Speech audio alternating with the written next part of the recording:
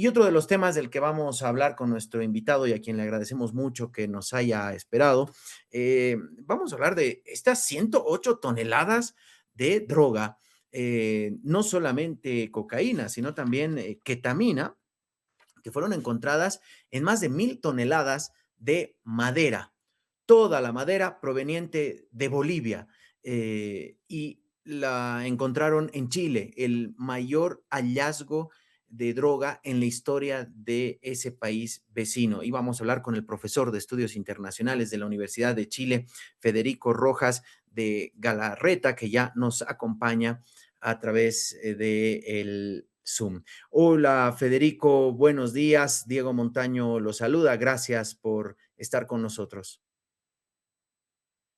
Federico, si podría habilitar, por favor, su micrófono. Buenos Ah, días, Diego. Ahora sí. ahora Muchas sí. gracias por la invitación.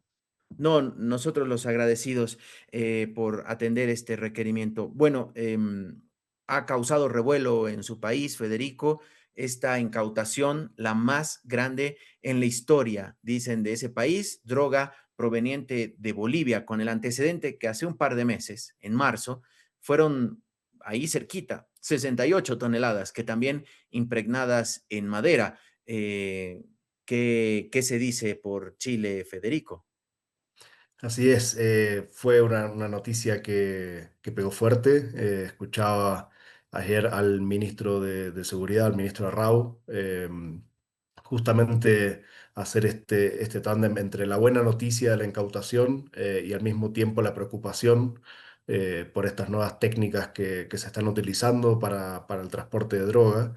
Eh, y también pone, creo, sobre la mesa la necesidad de mayor cooperación interpolicial, justamente de colaboración y coordinación entre fuerzas policiales para poder abordar un fenómeno que excede fronteras y que por definición se mueve entre diferentes países y por lo tanto a veces es difícil de abordar de manera integral desde un solo país.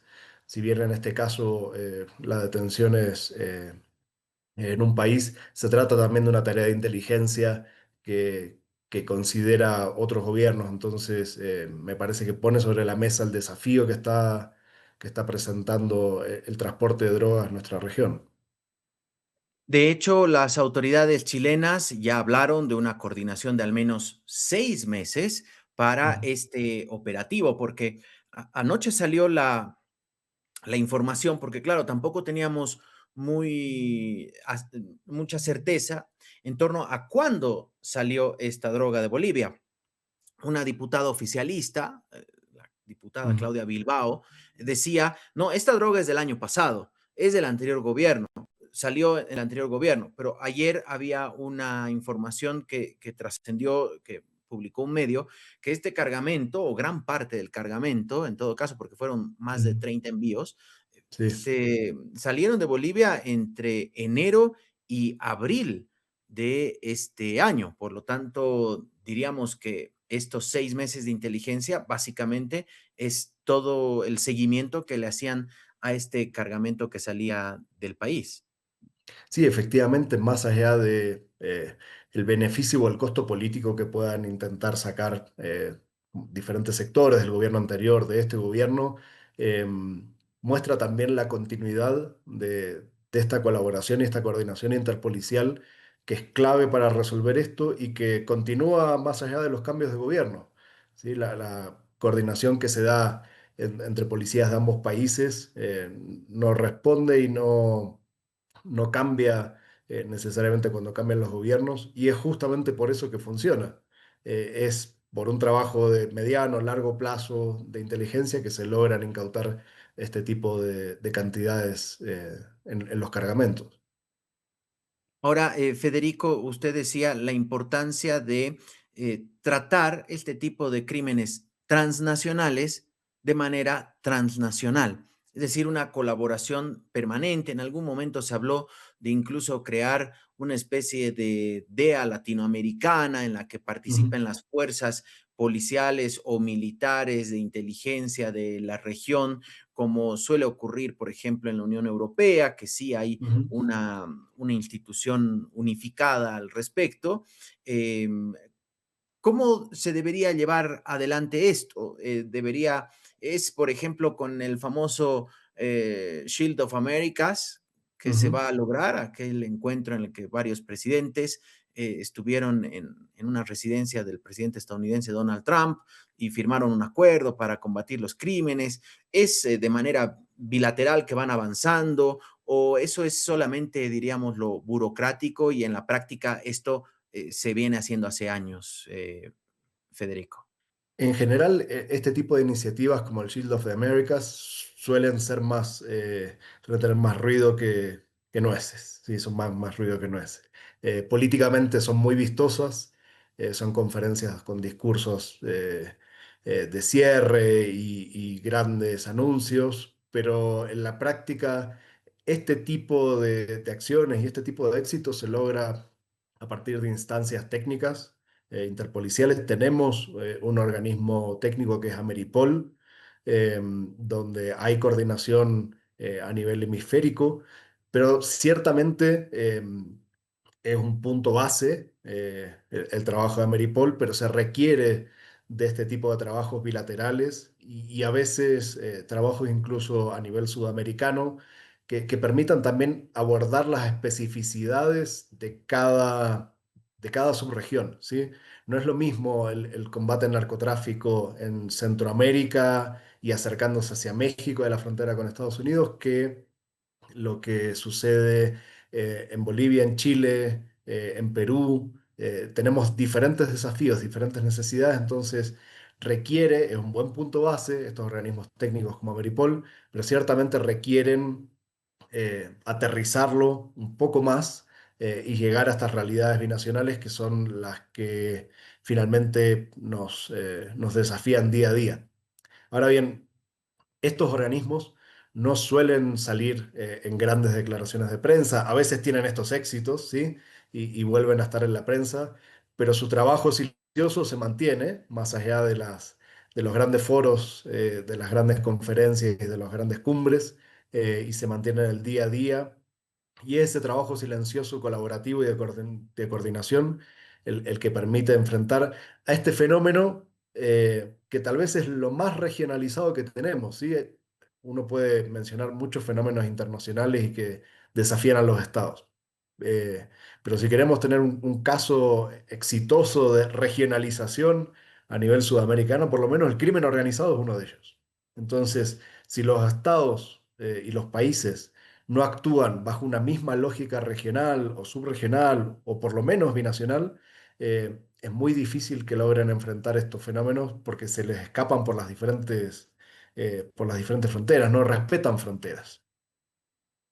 La seguridad de los países, diríamos, uno de los caballitos de batalla del presidente chileno Ujú, durante justamente toda su campaña. Habló de la seguridad y fijó ese como un tema prioritario en la agenda de ujú. su gobierno. ¿De qué manera esto impacta, acompaña esta línea discursiva? ¿El gobierno está capitalizando de este hallazgo? Yo creo que definitivamente va en apoyo de su agenda de seguridad, em, pero no es un trabajo que haya comenzado hace 2 o 3 meses. Como decía antes, este es un trabajo de las policías de investigación y que viene desde mucho antes. Em, Ciertamente es una buena noticia, pero es una buena noticia sostenida en el tiempo. Em, el gobierno ha priorizado, ha tenido un encuentro hace poco con otros gobiernos de la región, un encuentro para abordar seguridad y combate al crimen organizado. Eh, y si bien es una buena noticia que se encuentren y que aborden estos temas, creo que faltaron algunos países en ese encuentro. Está muy bien como primera base, eh, pero es un tema que tiene que ir un poco más allá de las afinidades ideológicas, ¿sí?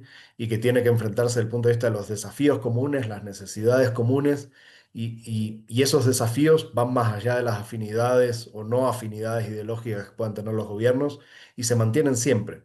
Entonces, mi apuesta, creo, es que este tipo de organismos técnicos tenga los suficientes recursos y tenga la autonomía necesaria como para poder actuar en estos casos.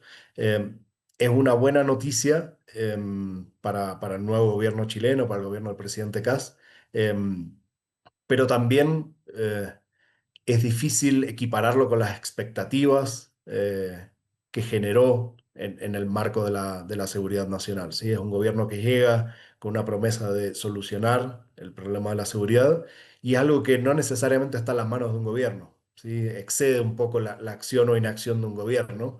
Entonces creo que más allá de estas buenas noticias, tal vez no alcance como para equiparar a las expectativas que tiene la población. Federico, una última pregunta, aprovechando su presencia. Hemos visto que se vivieron días complicados en las anteriores semanas, ya Ujú, movilizaciones contra el gobierno de José Antonio Cast, pero aprovechando que su especialidad son los estudios internacionales, quisiera preguntarle por las primeras señales que ha dado el gobierno de Cast en torno a justamente las relaciones internacionales. Si ha habido un ujú, giro respecto al gobierno de Boric o ha mantenido, diríamos, esta línea diplomática, como en muchos países suele ocurrir que más allá del gobierno que entre, las cancillerías siguen con cierto rumbo. No ha pasado en Bolivia, ujú.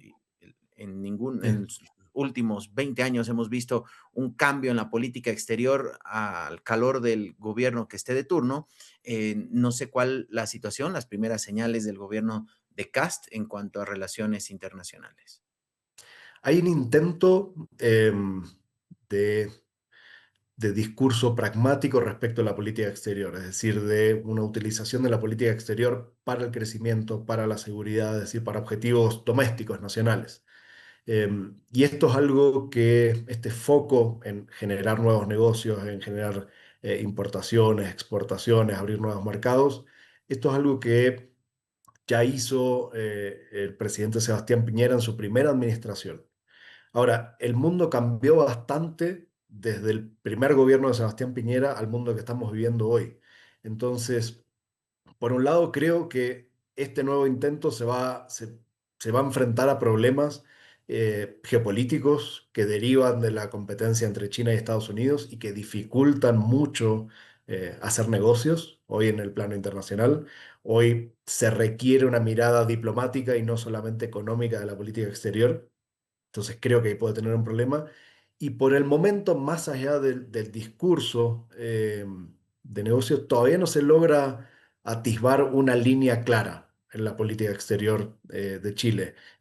Parece ser un gobierno muy centrado en temas domésticos y que no prestara mucha atención a temas internacionales o a temas de política exterior. De hecho, en la cuenta pública no hubo espacio para temas internacionales. Se mencionó, sí, la seguridad, sí, el combate al crimen organizado, que por definición excede las fronteras, pero no hubo un abordaje directo a temas internacionales y creo que en algún momento eso le va a jugar en contra, puede ser un déficit de este nuevo gobierno.